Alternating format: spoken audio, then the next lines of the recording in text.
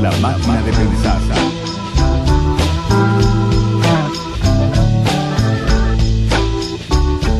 Amigos, ¿cómo están? Bienvenidos a Radio Uruguay, bienvenidos a La Máquina de Pensar. ¿Cómo andan? 20:02 arranca La Máquina de Pensar. Hoy, el último día, saben que vamos de lunes a jueves.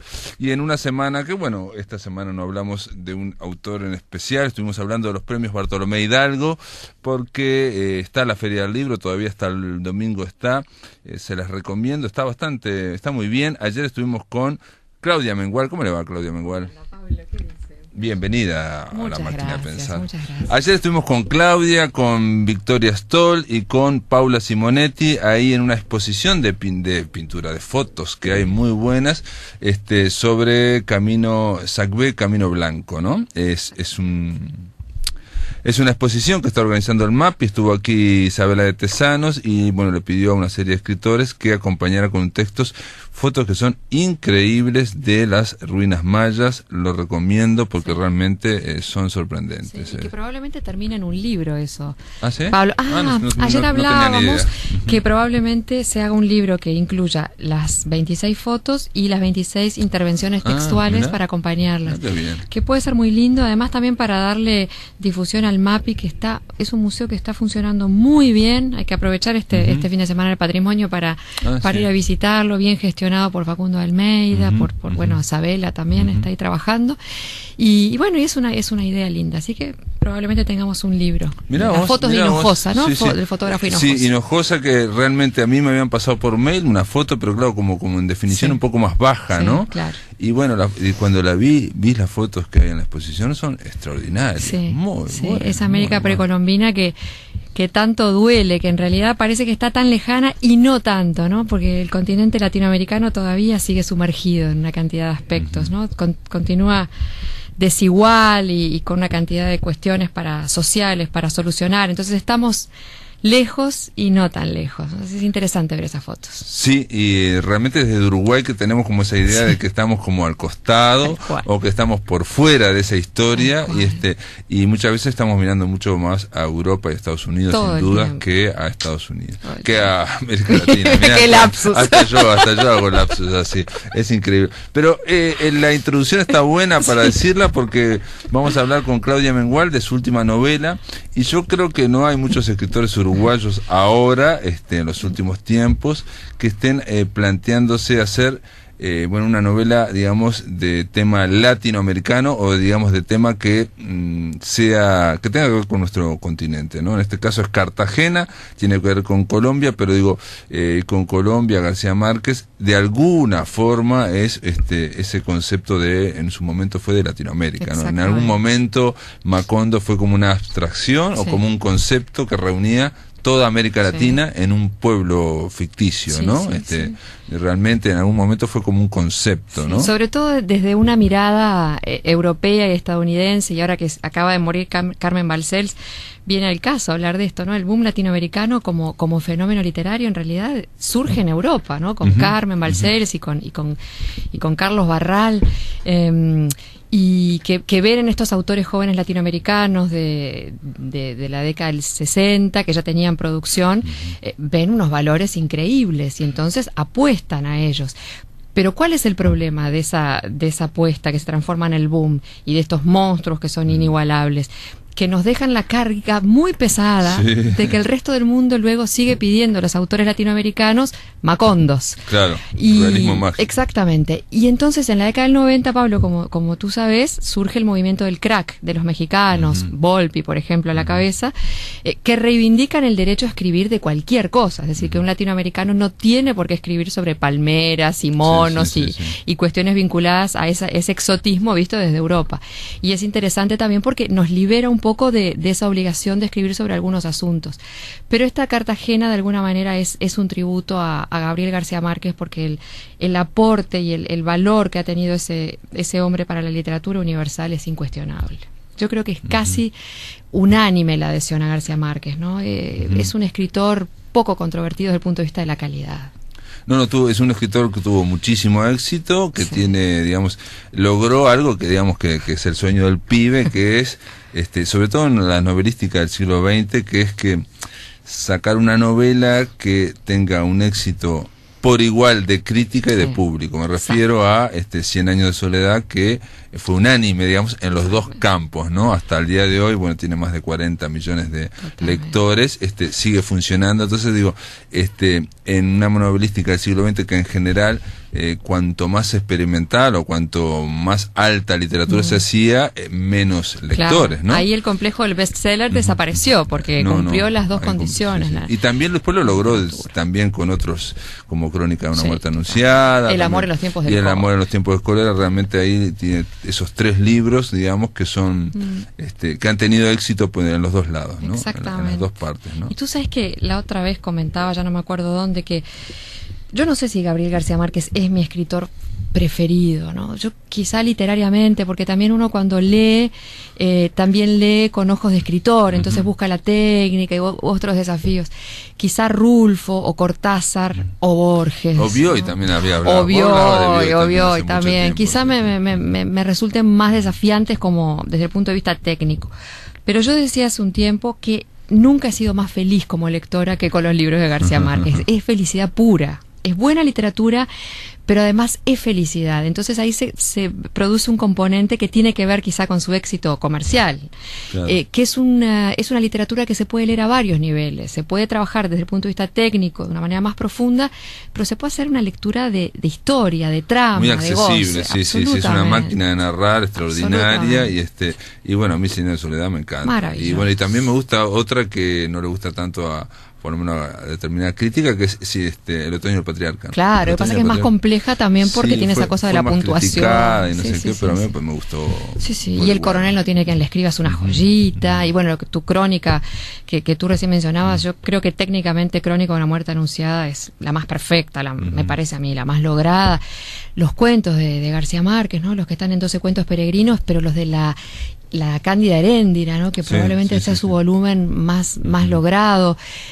Ayer estaba mirando un video el que se hablaba de García Márquez y se hablaba de la poesía, y yo no he leído poesía de Gabo, ¿sabes? Bueno, aparentemente yo entrevisté a Juan Gustavo Cobo Borda, que creo, no sé si lo mencionás vos, ¿no? Sí, lo menciono en Cartagena porque compartimos una actividad. Juan Gustavo Cobo Borda, y él mencionaba precisamente que García Márquez empezó escribiendo poesía, y que hay un vínculo con una generación que ahora no me acuerdo, que se llama Piedra y Cielo, los Piedra y Cielistas en Colombia, y que tiene que ver toda esa cuestión, esa sonoridad y una serie de versos que él nos leyó, pero de García Márquez. Mira, ¿no? Porque en realidad en todo buen prosista hay un gran poeta detrás, o sea que no me extraña. Lo que me llama la atención que no sea más pública la poesía de Gabriel García Márquez, como sí se ha hecho la de Borges o la de Cortázar. Pero bueno, yo ahora me voy en unos días a Colombia, voy a buscar a ver si encuentro algo, porque me parece que es ¿Vas a Colombia? ¿Qué vas a presentar? Me voy a presentar Cartagena. ¿En serio? Sí. Sale en estos días y me voy a Bogotá a hacer prensa sobre todo, y el 29 de octubre vamos a presentar Cartagena en Cartagena, en el Museo Histórico de Cartagena de Indias. Y esto es, mira, lo tengo que decir porque es parte del realismo mágico esto. Es el esfuerzo de la editorial, por supuesto, Random House, que, bueno, tienen que creer que el libro puede tener una oportunidad en aquellas tierras. Allá va a estar editado por Random. Por Random. Random, que en realidad tiene el sello Alfaguara. Alfaguara, ¿no? Perfecto. Pero lo que a mí me parece también mágico, y es lindo contarlo para agradecerlo, es que, 2 cosas, Pablo. Voy a Cartagena con un grupo de lectores uruguayos que empezaron a trabajar la novela por mayo, junio, julio, y luego me llamaron y me dijeron que les gustaría ir a la ciudad y recorrer Cartagena con la novela, hacer un recorrido literario. Bueno, esa es la primera. Sorprendente. Es sorprendente y pero te lo plantearon a vos, digamos. Sí, ¿no? Lindo. O sea, son lectores de tu novela que se entusiasmaron con Colombia y con Cartagena. Sí, y tú sabes que estas cosas no pasan muy seguido, casi que uno no las cree. Cuando sucede uno dice, pero esto no me debe estar pasando. Debe haber alguien organizando todo atrás. Debe haber algo malo aquí, una cosa tremenda. Bueno, la cuestión es que es un lindo grupo, unas 15 personas, y nos vamos ahora. Primero Bogotá y después Cartagena. Y el segundo hecho que tengo que contar y agradecer es que la presentación en Cartagena se está siendo organizada no por la editorial, sino por cartageneros. 3 de esos cartageneros son amigos, y digo amigos con mucho cuidado porque no los conozco personalmente. ¿No? Pero sí a través de alguna persona que tenemos una amistad en común. Pero esos 3 amigos me ayudaron a mí a ajustar los diálogos cuando estaba escribiendo la novela. Vos lo mencionás al final, exactamente. ¿no? Sí, porque claro, uno no tiene la intuición del registro cartagenero. O te puedes equivocar en una palabra mínima y puede ser espantoso. Además había que lograr el registro de un muchacho que vende sombreros en la calle, de un hombre más culto, era muy difícil. Y estos amigos me ayudaron con eso, a la distancia y con la maravilla de Internet. Y son ellos ahora, más 2 o 3 personas más que se han unido, a quienes no he visto, Pablo. Y por eso hablo del realismo mágico, porque finalmente empiezan a pasar cosas poco convencionales, que han conseguido esta linda sala en el Museo Histórico y están organizando, ahora sí, de manera coordinada con la editorial, la presentación para el 29 de octubre. Así que va a ser una experiencia linda. Ya te contaré. Bueno, también está el internet ahí, ¿no? Claro, internet es la maravilla. Pero, ¿cuántas veces fuiste a Colombia? Ahora, esta es la 7ª vez. Fuiste muchas veces. Muchas veces. Vos estuviste en aquel grupo de los 39, sí, ¿no? Exactamente. Eso fue... Bogotá 39. Explicar un poco sí, claro. Es un grupo que existe todavía. Mira, en el año 2007 se hizo una especie de como compulsa entre editores, libreros, lectores. Fue una cosa muy grande que se hizo en toda América Latina. Había que buscar 39 escritores menores de 39 años. Tenían que tener un premio internacional y no me acuerdo qué otro requisito eran, 2 o 3 requisitos. Por Uruguay fuimos Pablo Casacuberta y yo, que en aquella época teníamos menos de 39 años. Y fue lindísimo porque en ese grupo yo que sé, está, Volpi, Ron Cagliolo, Guadalupe Nettel, hay gente muy interesante. Nos juntamos en Bogotá una semana e intentamos reflexionar hacia dónde estaba yendo la literatura latinoamericana. Una respuesta a la que no le una pregunta a la que no le encontramos respuesta, más allá de que notábamos unidad en la diversidad. Cada uno escribía desde su aldea, pero con una mirada muy global, ¿no? Ya no encerrados en el micromundo, en lo hiperlocal. Y lo bueno de ese grupo es que, por supuesto, debatimos durante esa semana nuestra relación con el boom. Porque daba mucho miedo intentar formar de una manera un poquito forzada una nueva generación a la sombra de aquellos monstruos. Claro. Y lo que realmente concluimos de manera, te diría casi desde la teoría literaria, es que somos nietos de ese boom, que hay que agradecerle muchísimo a ese boom, pero que tenemos que continuar hacia adelante y que compararse siempre va a significar una pérdida para nosotros, porque aquellos eran muy grandes realmente, pero abrieron un camino, sobre todo de visibilidad de lo que era Latinoamérica escribiendo. Y bueno, desde 2007 hasta el momento nunca nos volvimos a juntar los 39, pero sí nos hemos vuelto a juntar en distintas partes del mundo en pequeños grupitos, que ha sido lindo, y además estamos siempre conectados porque cada tanto alguno saca un premio o tiene un reconocimiento, y de verdad que lo sentimos como un logro de todos. Yo creo que eso es muy inteligente, Pablo, desde el punto de vista conceptual, y lo arrastro hacia nuestro pequeño mundo cultural, literario, uruguayo. Cuando a uno de tus pares le va bien, al grupo le va bien. Claro. Es una tontería esa mezquindad, ¿viste? De andar a los codazos. Yo creo que es una cosa muy torpe.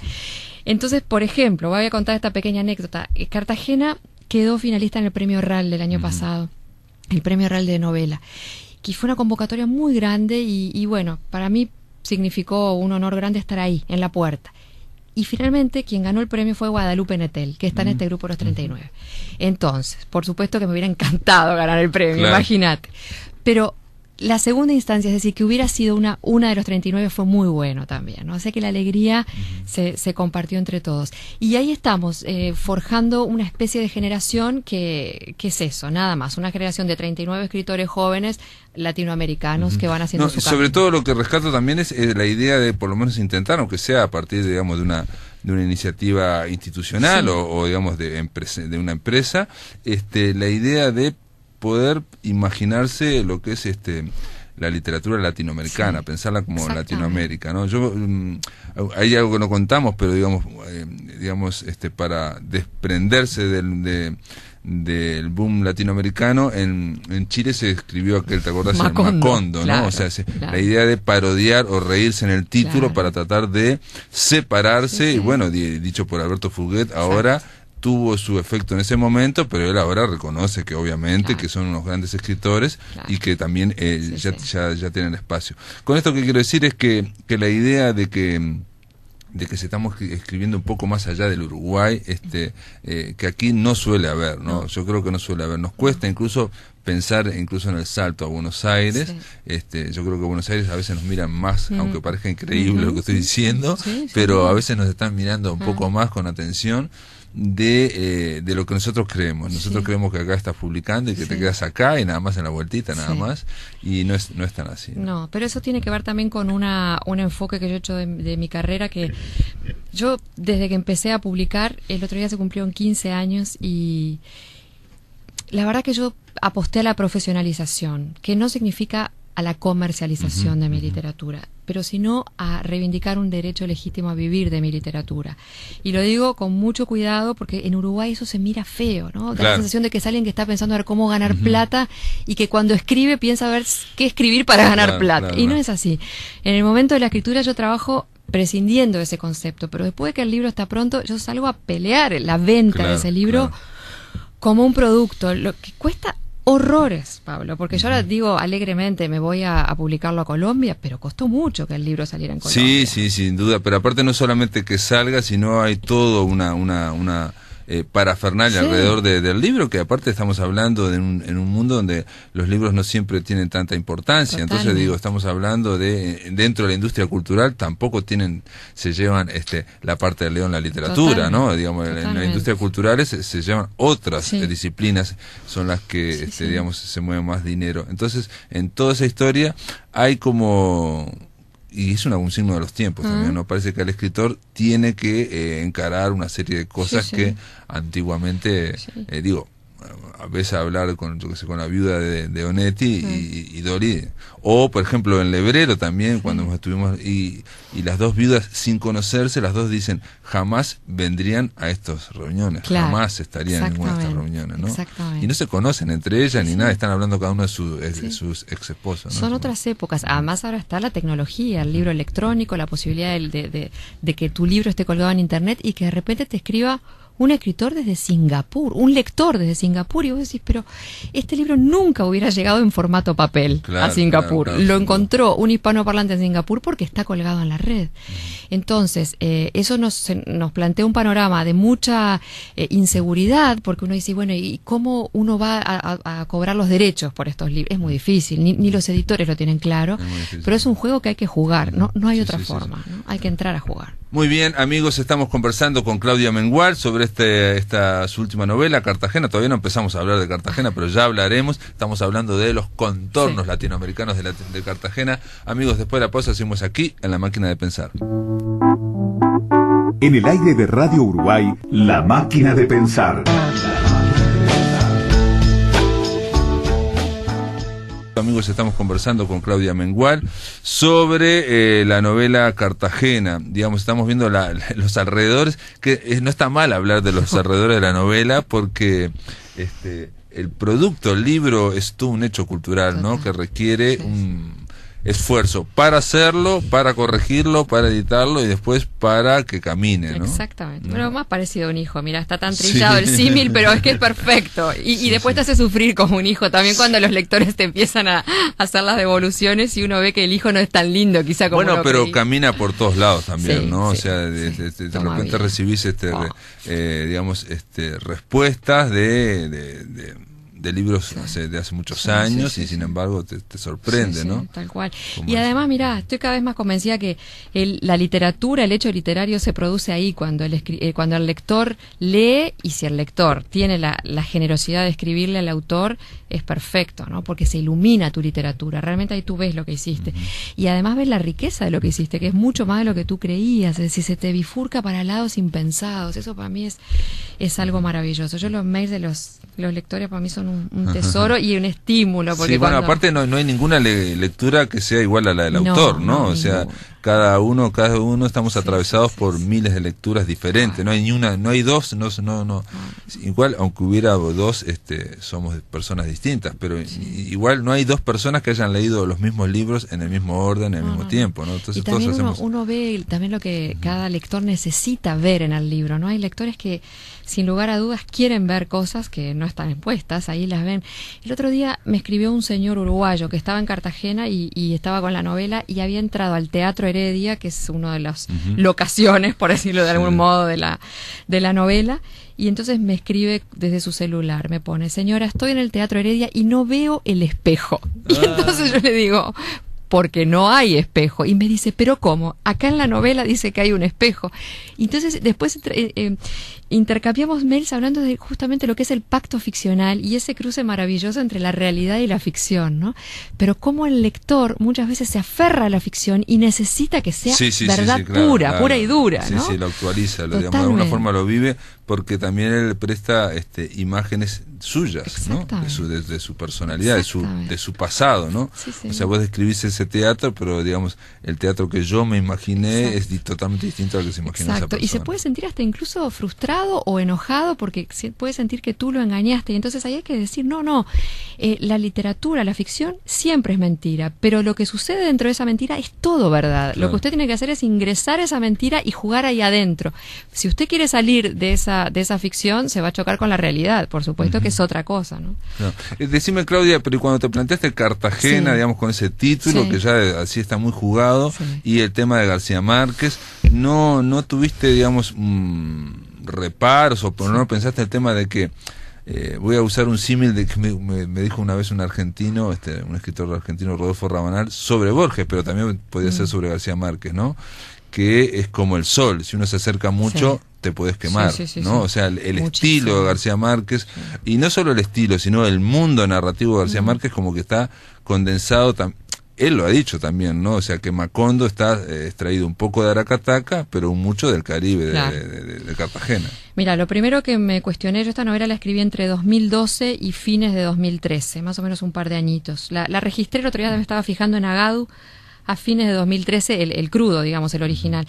Y una de las primeras cosas que me pregunté era si colocar a Gabriel García Márquez como personaje, porque la verdad es que cuando yo escribo ficción trato de que sea ficción, es decir, no la novela histórica, la leo, pero no me siento cómoda escribiéndola. Prefiero escribir ensayo, biografía de Susana Soca por un lado, ensayo, novela por el otro. Entonces, introducir a un personaje que existía en aquel momento, porque Gabriel García Márquez estaba vivo, me produció una cantidad de inquietudes, entre otras cosas que lo tenía que hacer hablar, moverse, tomar decisiones que eran finalmente producto de mi imaginación, ¿no? Y eso es como también un cierto atrevimiento. Eso por un lado. Solucioné esa cuestión ética desde la admiración enorme que le tengo a García Márquez, entonces nunca podía estar hecho desde un punto de vista negativo. Y además es un Gabo en sus últimos años, que es un Gabo, un viejito tierno, con un desenchufe de la realidad, como suponemos que tuvo en sus últimos años. Entonces todo eso, digamos que envolvía al personaje en una ternura que yo creo que, y en un respeto que yo creo que salvaba mis recelos. Eso por un lado. Después había que correr otro riesgo, que era jugar en el territorio de García Márquez, que es Cartagena, con las reglas de García Márquez.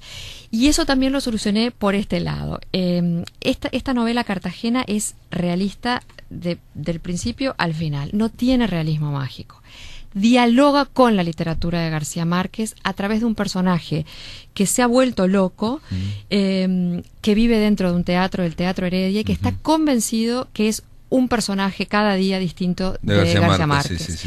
Entonces, lo que yo hago es poner el realismo mágico en la locura de ese personaje, pero todo lo demás está visto desde la cordura, entre comillas, de la realidad.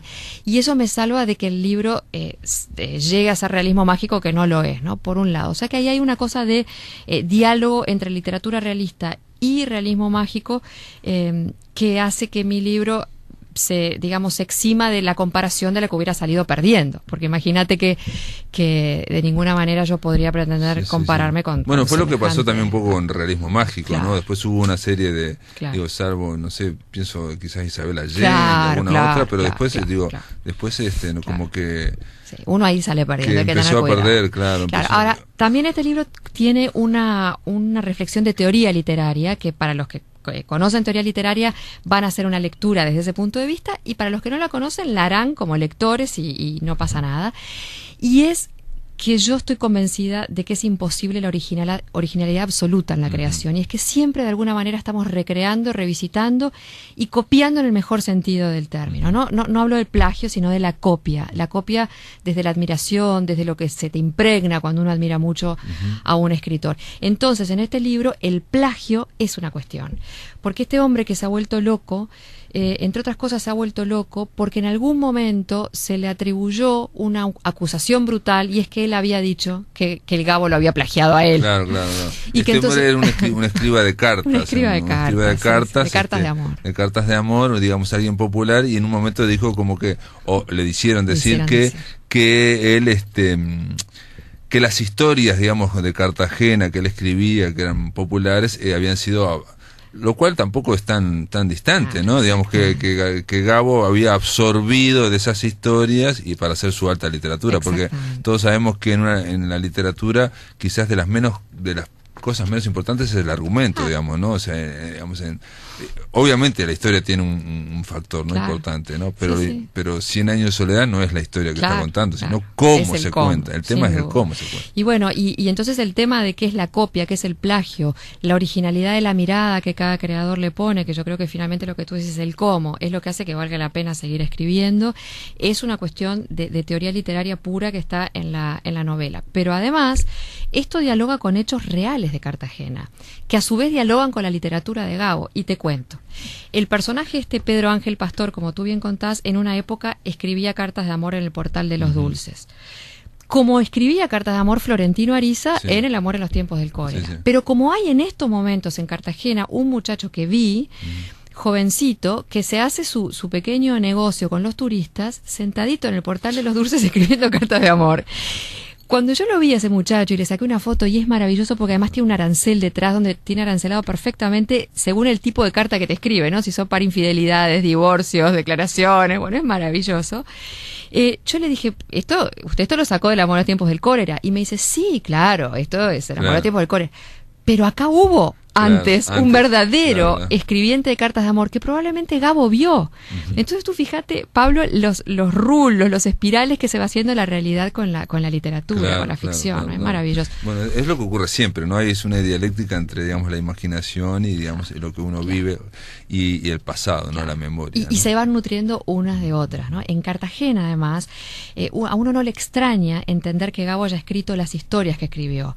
Después uno entiende que solo él las pudo haber escrito de esa manera única. No, claro, está el estilo, porque colombianos en Cartagena viven hace mucho y son escritores, y de hecho había un grupo de escritores de Cartagena donde él integró, pero solo él, digamos, saltó. Pero las historias brotan de la tierra, porque es una tierra muy mágica, ¿no? En la que pasan cosas realmente que vistas con ojos de ficción, de creador, uno tiene la historia ahí. Lo que hizo él fue una condensación poética, me decía Juan Gustavo Corvo Bordo, pero bueno, eso es algo para hablar de García Márquez.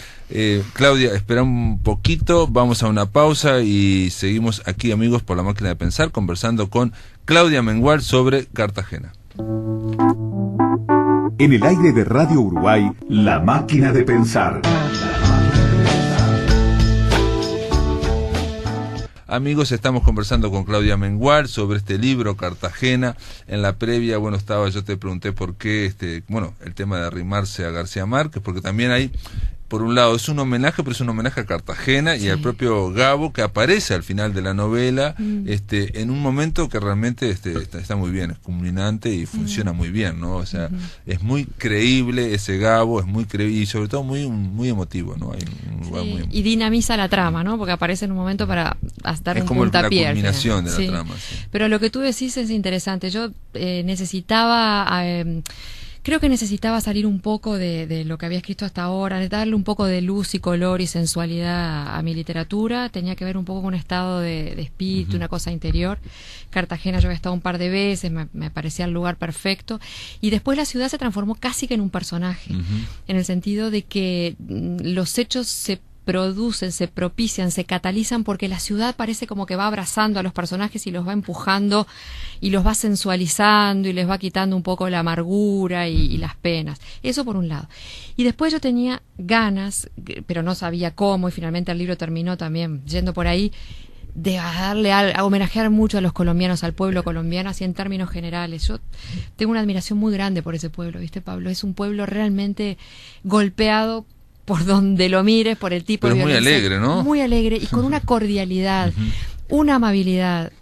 Son generosos en términos generales, por supuesto que hay de todo, pero te digo en términos generales, unas ganas de vivir que yo me pregunto si no es una respuesta a esa muerte que tienen ahí, al lado, ¿no? Sí, terrible la historia de que recién ahora está llegando a la ficción, ¿no? Ahora se selló, ¿no? De series de narcos o de Pablo Escobar, porque ahora está surgiendo eso que vivieron, que fue terrible, ¿no? Pero además, están, digo, más allá de las guerrillas también y de los paramilitares. Y la intervención extranjera y los vecinos, los líos ahora con Venezuela. Es realmente un pueblo muy castigado.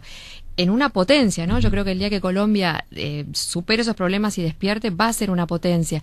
Entonces tenía ganas también de escribir un poco para ese pueblo. Dicho así suena un poco pretencioso, pero me da ganas de que esto también sea un pequeñísimo homenaje a un pueblo maravilloso de esta Latinoamérica que, como hablábamos hoy al principio, todavía tiene que sacudirse una cantidad de trancas y bridas y despertar y ponerse en movimiento. Pero otra cosa que digamos que te afectó a Cartagena, digamos que tiene esa cuestión más sensual y también más humorística, y bueno, me sorprendió, que yo creo que no leí todas tus novelas, ¿no? Pero digamos, hay un personaje que se pasa puteando todo el día, ¿no? O sea, malas palabras constantemente. Ah, sí, el viejo, que además es casi un nonagenario, que tiene un Alzheimer, pero claro, en realidad había que contrarrestar el drama de esa vida que se estaba apagando, y me pareció que el humor era un buen antídoto. Entonces es un hombre que tiene una cierta lucidez, que todavía tiene dignidad y que le da mucha vergüenza tener que usar pañales, y entonces lo maneja con esa cosa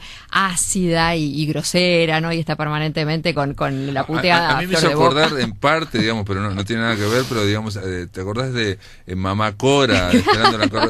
Medio grotesco. Sería como una versión masculina y obviamente actualizada ahora en digamos, el siglo XXI, en fin, una serie de cosas, pero es ese personaje que dice cualquier disparate, pero a veces va diciendo verdad, después dice cualquier disparate. Y la lucidez dentro de la locura, y la manera también de comunicarse los locos entre sí, que me parece muy interesante, ¿no?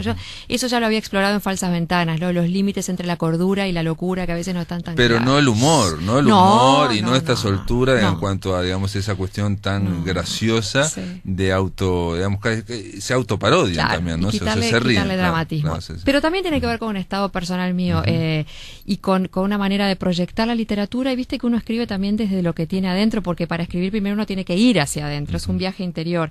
Entonces yo quiero y espero y aspiro que también esta novela sea un mojoncito también, no solo literario, sino en la vida, ¿no?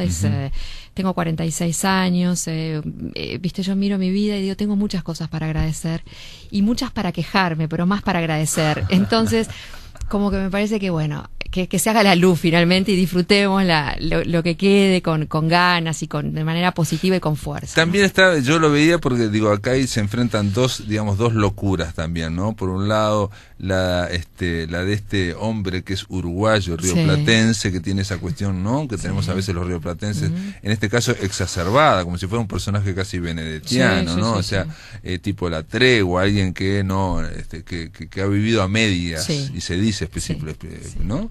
Ya tiene 70 años, ha vivido a medias, y el trópico, ¿no? El trópico, ¿no? La alegría del trópico. Sí, el contraste entre la Montevideo que aparece en los 2 o 3 primeros capítulos, de donde viene este hombre con mucha culpa y enojado con él y con el mundo, y haciéndole la vida muy difícil a los demás, como todas las personas que cargan con recelo y resentimiento, y que vuelve a Cartagena a ver si hay posibilidad de perdón. Por eso, porque tiene 70 años y piensa que lo que le quede de vida va a tratar de ver si puede vivirla de otra manera, y por eso necesitaba también ese espacio de apertura. En Cartagena, de verdad que uno tiene la sensación de que hay un poco más de piedad, más, claro, es más fácil, se puede creer más en el perdón. Hay más comprensión hacia las miserias humanas, ¿no? Se vive de otra manera, Bueno, esa era la idea también de llevarlo ahí, y también había un desafío estético, porque era más complicado ambientar un texto en una ciudad que no es la de uno, con personajes que no hablan como hablamos nosotros. Entonces ahí también había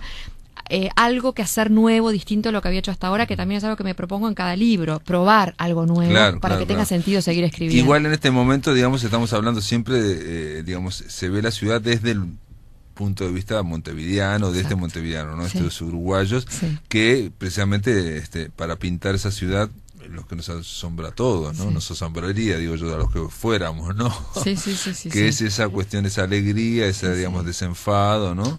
Y sobre todo esa belleza, ¿no? Y esas ganas de vivir, incluso desde la muerte, ¿no? Es decir, riéndose hasta de la muerte.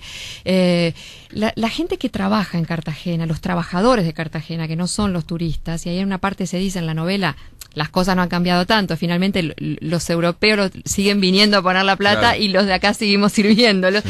Pero esa gente, desde el policía que te ayuda en la calle a encontrar un lugar, a las patilleras, que son estas mujeres, estas mulatas súper sensuales que venden frutas en la calle, con una alegría, Pablo, y no creo que tengan vidas fáciles. Es No, simplemente un enfoque, sí, ¿no? sí, es el enfoque, sí. Es una elección. Yo vivo mis problemas desde el bajón, desde la culpa, desde, bueno, estar todo el tiempo... O el resentimiento, por ejemplo. Parece que no hay lugar para el resentimiento, ¿no? Parece que todos los días están empezando de nuevo. Exactamente. Y bueno, esa era la idea, pero tampoco de una manera liviana. Es decir, yo quería que fuera un libro que fuera esperanzador, luminoso, pero no una cosa ligera, ¿no? Estos personajes tienen que trabajar mucho para ir tras Bueno, yo esas pensé ideas. que iba a haber más guiños, realmente pensé que iba a haber más guiños, los hay obviamente, al amor a los tiempos del cólera, ¿no? Es la idea de una historia de amor que puede terminar bien recién al final, Sí, ¿no? con veteranos, que esa era otra cosa que me interesaba gente de explorar, 70 ¿no? años. Claro, el amor a los 70 años. Ahora tengo una cantidad de lectores de esa edad que están encantados y me escriben, me dicen, claro que sí, tenemos derecho, ¿no? Claro. Unas reivindicaciones, Sí. te diría casi sindicales. Eso me interesaba, pero la verdad es que la novela no queda cerrada. No queda cerrada, incluso ahí yo creo que de alguna forma mostrás, no quiero generalizar, pero también esa idea de esa fantasía o esa imaginación que tienen los hombres de quedarse anclados a cosas que pasaron, Sí. ¿no? Y las mujeres me parece que son más pragmáticas y no creen, digamos, en que un amor de los 15 años, 16 pueden ser, Sí. ¿no? Son más... Claro. Pero a la vez esas dos posiciones se pueden cambiar. Claro. ¿no? Todo puede cambiar. Claro, en el amor en los tiempos del cólera, en efecto, se juntan y el amor triunfa. Aquí, cada lector le pondrá su final, y eso es lindísimo porque yo me doy cuenta cuando recibo la carta de los lectores que cada lector le pone el final que quiere ver, claro, ¿no? pero vos Entonces, mencionás incluso la segunda oportunidad, exacto, ¿no? El tema de la segunda sí, oportunidad, sí, que sí. pensé yo también que en el discurso de García Márquez, Gabo, al premio Nobel habla de una segunda oportunidad, ¿no? Exacto. Para América Latina, ¿no? Claro, O bueno, sea, sí, debería haberlo para todo en la vida. Lo que pasa es que primero se la tiene que permitir uno, y es lo que le pasa a este personaje, que ha vivido 30 años sin permitirse esa segunda oportunidad y creyéndose que por ser tan estricto, tan rígido, tan cumplidor, era un buen tipo.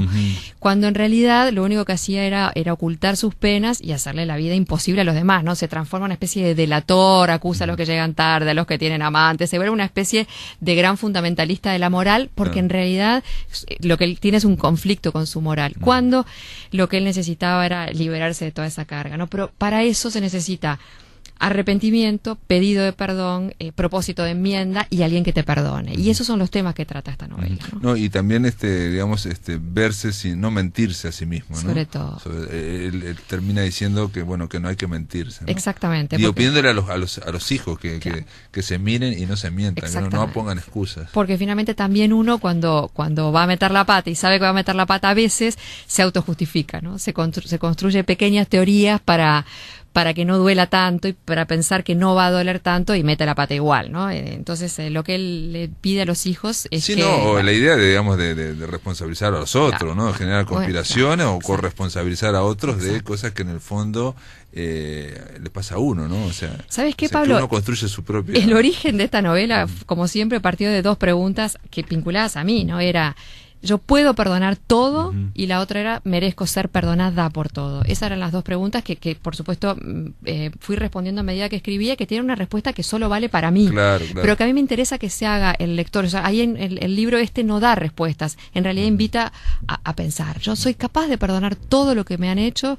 pero además merezco que me perdonen todo lo que he hecho, ¿no? Son dos preguntas interesantes. Sí, de todas formas, estamos hablando siempre de dos de personajes acá que a través de lo que ocurre en la vida, de problemas y sobre todo de la realidad de la muerte que sale, ¿no? Sí. Aparece también pueden cambiar sus modos de ver. Y también si viene García Márquez a hablar también, ¿no? Yo creo que todos cambiaríamos. ¿Sabés si que viene Gabo y te habla, te conversa un poco. ¿Sabés que el 17 de abril del año 14, cuando murió Gabo, bueno, la novela ya tenía unos meses pronta, pero yo ese día me dio una tristeza tan grande y una rabia tan grande que dije, esta novela no la publico. ¿Por qué? Porque pensabas que tenías la ilusión de que la leyera él. No, porque me dio rabia que se muriera, me enojé y después dije, esto va a ser como un oportunismo, se muere el Gabo y sale a la novela. Y ahí quedó guardadita un año hasta ahora, ¿no? Pero no, de ninguna forma. De todas formas, Gabo, vos como se aparece acá, parece un Gabo luminoso, ¿no? O sea, digo, no,